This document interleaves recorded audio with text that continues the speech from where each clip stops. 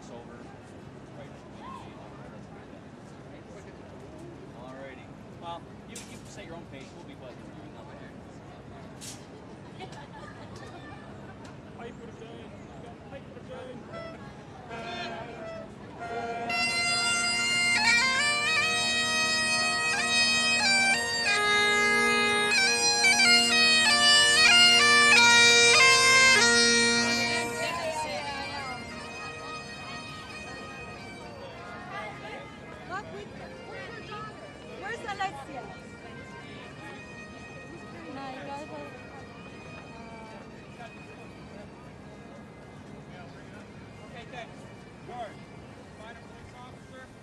Yeah, it's all set. What? There's a bunch of bicycles on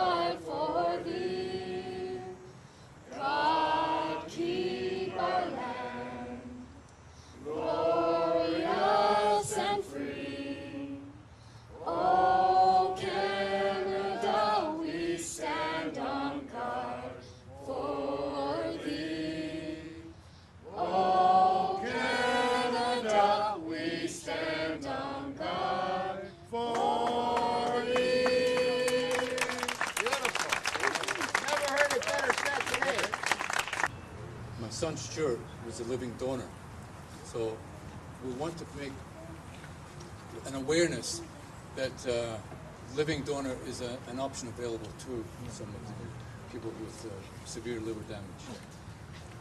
Stuart was the same blood type, and he was a match, and he was healthy enough to go through this operation. But had Stuart not been a match, my friend Brian Patterson here, he had offered to give me a piece of his liver. And it's very, very humbling to be in a position like I am, to have two, my son and my friend, offer to donate the liver. So I am very, very, very thankful. And I live life with a renewed zeal, because I was very sick for 2 years.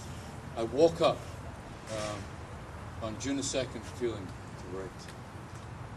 And we're on the mend. Stuart's back at work full time, and I'm starting to enjoy my retirement. So I'll pass over to Stuart for a few words. I'd just like to say one thing.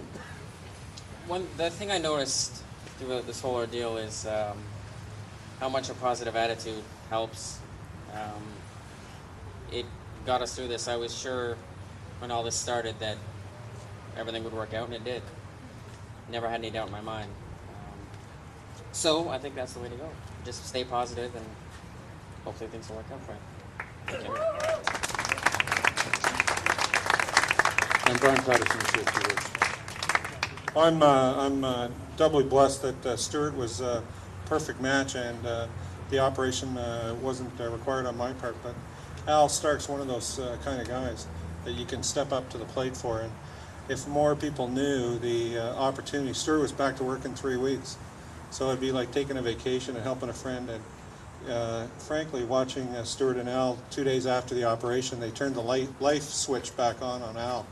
And it's just been amazing. And 10K after 7 weeks is just outstanding. So well done, and God bless. Bruce, I want to first give my congratulations to George.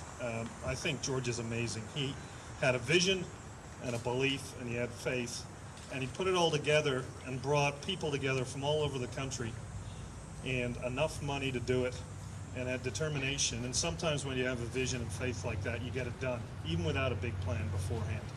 And we're all here and all the media because of George. And 2 years ago in Hyde Park, who would have known that it would have been this successful? And I think we should all give a huge round of applause to George personally.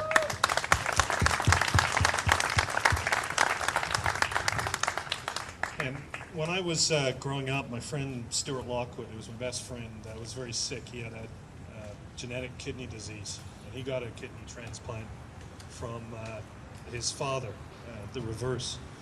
His father helped him out. Around and we make plans to go to the beach, we go here. How about taking a little bit of time making a plan for the future of somebody else?